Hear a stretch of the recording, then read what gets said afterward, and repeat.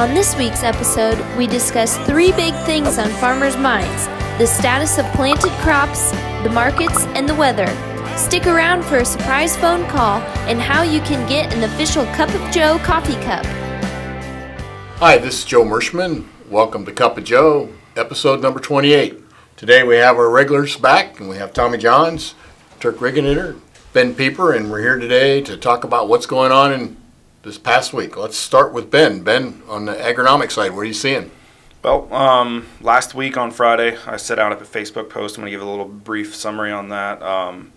We were seeing some bean fields. I guess last Friday's was a corn update. So we went around and looked in about the muddiest of muddy conditions. All the corn that I saw from a 3-county area was viable. The corn seedling was firm.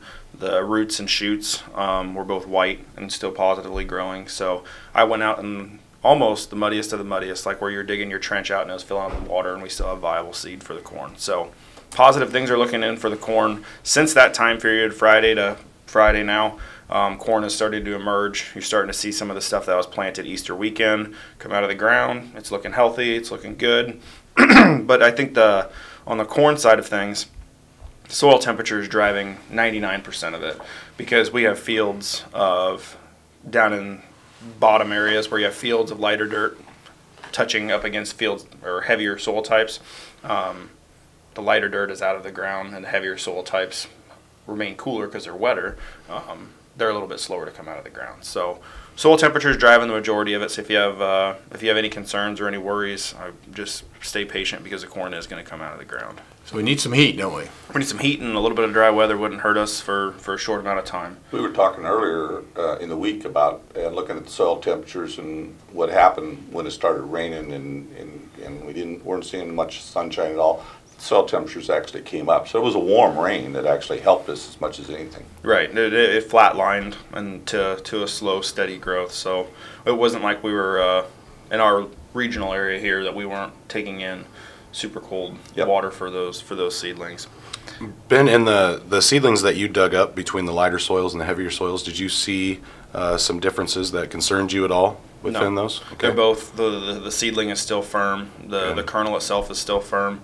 The difference is how fast your roots and shoots, your radicle and your mesocautal stretch. So it's just they need a little bit of heat to get them out of the ground. Have you looked at the soybeans? Are they? I know there's some soybeans got planted there too. Right. How are they looking? We have a couple cases of herbicide injuries, but other than that, the guys that had their pre-applied herbicides get put on early, and the 2 weeks ahead of time rather than chasing stuff. Those beans look good. They're pulled out of the ground. They're healthy looking. They're starting to put their first set of unifoliates. They're poking out.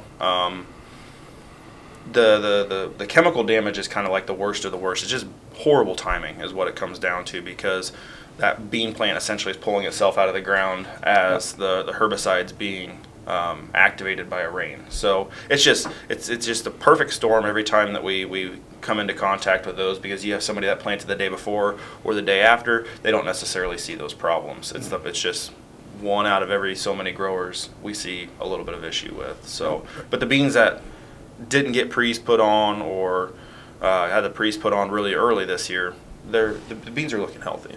What about wireworms? Are you seeing, this is perfect weather for wireworms, are you seeing much insect damage? I have not seen much insect damage. That being said, I haven't spent a lot of time going down a row looking at corn. I'm doing my best to slop out and then just try to find the kernels, or 3 or 4 kernels in a row, because I've never had as much trouble as I did last Friday trying to find. I ended up, and I had a local farmer, there was a Brandon Wellman, Dirk Wellman's son, and he ended up, because I could not find it with my knife, he ended up just taking his hands and slopping through and ended up finding a kernel that direction, because it's very hard to find. So I have not seen any wireworms, but as things dry out, we'll definitely start doing better stand assessments and looking, because you are correct. We haven't had enough heat to chase them down. They probably drowned. In some of those fields I was in, they might have been drowned. Floating away. Turk, what do you have for us today?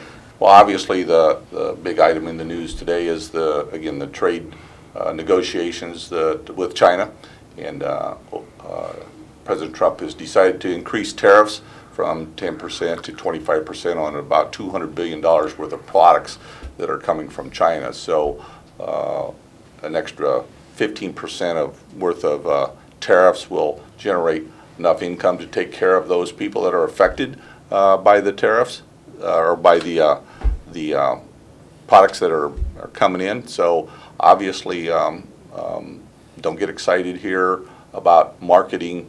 All analysts agree that once this trade negotiation is settled, prices will recover, and there will be better marketing opportunities ahead. So bottom line, don't panic. Don't do any marketing here right now. Wait for this thing to get settled out, and there'll be extra money to take care of those that are affected. Yeah, Turk, we went to that Ag Expo in Des Moines last January, and we learned a few things about, where the United States is on negotiations. The fact is that we have some of the most productive farmland in the world. In fact, we have more than most countries or almost anybody else in the world. We have a river system when it's not overloaded with water that can move products very efficiently. We have a strong military that maintains our dollar, and because everybody wants to put their money in the U.S., so that's where the best and safest investments are in the U.S. And then we also have that last component where we're self-sufficient on oil now. So, Trump, for the first time, probably one of the first presidents that can negotiate and say, hey, we've got everything we need, so now let's get a deal here because we don't have to bow down to anybody. Yeah, the U.S. has a very, very strong economy and growing every year, as opposed to China, whose economy is struggling and declining every year. So we are in a position to negotiate, and now is the time to negotiate. It's also important to understand that the reason these tariffs increased is because China has, since some of the earlier negotiations that there were terms agreed to, they have decided to back out on those previous agreements, and so that's when President Trump just said enough is enough. We're putting these additional tariffs on, and now let's negotiate. Yeah, that's what they call moving the goalposts. So that's right. Move the goalposts on us, and I think it's the right thing to do. And I think for once, both sides of the aisle kind of agree that this is the right thing to do. And so we're united on one front, and that is we need better trade deals to protect jobs, protect farmers in this country. And I think that's a positive thing. So, short term, we're all going to have to tighten our bootstraps a little bit and hang on. So, yep. And it's not fun for the American farmer. And if it continues, I'm sure President Trump will put some type of subsidy back in place for soybean farmers like he did a year ago. And right now, I know our major concern is try to get that crop planted and get it off to a good start. That's correct. You got to have a crop grow first, and so that's the focus right now for all farmers. So look, and keep in mind that. Keep in mind. Well, who did that? I think that's the first time we've had a phone call interrupt. That's President Trump, wasn't it? Joe, that'd be awesome. If it's Danny, it'll be a round circle. Ding, ding, ding, ding. Turn mine correct. That is funny. Well, and keep in mind, the market's full of record short positions on the Board of Trade. So this thing flips. It's going to flip pretty fast. And I think, if you're betting on the downside, you might be on the wrong side there for a little while. So let's hope this happens quickly. Well, we know those traders, they don't want to take possession of that stuff, so they will buy out of those positions at some point. Yep. So let's hang on here. Mm-hmm. Tommy? I wanted to give a little bit of a weather update and some planting progress. I know across the Midwest there's some farmers out in Nebraska. We have some dealers that are waiting on a little bit of plot seed. Other than that, they're done. And then there's some other guys that haven't, even started towards northern Illinois that haven't even got to start yet here due to weather. It looks like we got a good weekend coming ahead here. If we can skip out on some rain on Sunday, then Monday, the work week, starts off pretty nice and temperatures in the mid-70s. So bend some those heavier soils, get the corn popping out of the ground a little better. But the following week looks a little wet, but I think there's a real good window here to get a lot of things in the ground, and we're definitely below the average of planted acres right now, especially in Iowa, across the board in Midwest for sure. But I think next week and the next few days has a good opportunity, as long as we get dried out weather, that we can get a lot of things in the ground here. Well, things are going to change. Our days are getting longer. Mm-hmm. it's going to warm up. When we get into the 80s, we can dry things out fast. So these things are going to speed up here. So, we're gonna break this pattern. So a lot of customers still talking about enlist soybeans, Joe. It's kind of been the talk in the countryside. Guys thinking about switching from corn to beans too. I keep alerting everyone not to hit the panic button yet. We still got a little bit of time. But at the end of the day, enlist soybeans seems to be the talk of the town and outside the market. So I would agree. There's plenty of time. Keep in mind, if you're doing soybeans, after the 20th of May, start looking at moving that population up, start narrowing those rows down. That planting in narrow rows today is like planting in wide rows 2 weeks ago. So there's things you can do to catch up, maintain that yield.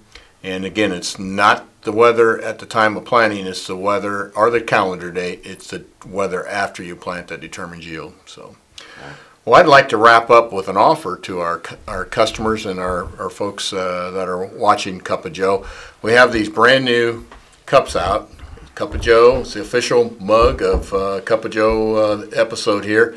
So for the first 100 folks that email me, and we'll post my email, give me your name and your address, I'll send you one of these cups free.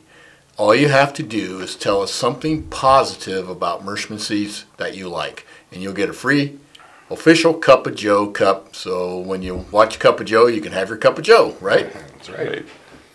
So Well, don't forget Sunday's Mother's Day. That's right. Sunday's Mother's Day. That would be a big mistake if you forgot that. That's right. Sunday's Mother's Day. All right. Well, thanks for watching again today. As always, we appreciate your business, and we look forward to seeing you in the field next week. Take care.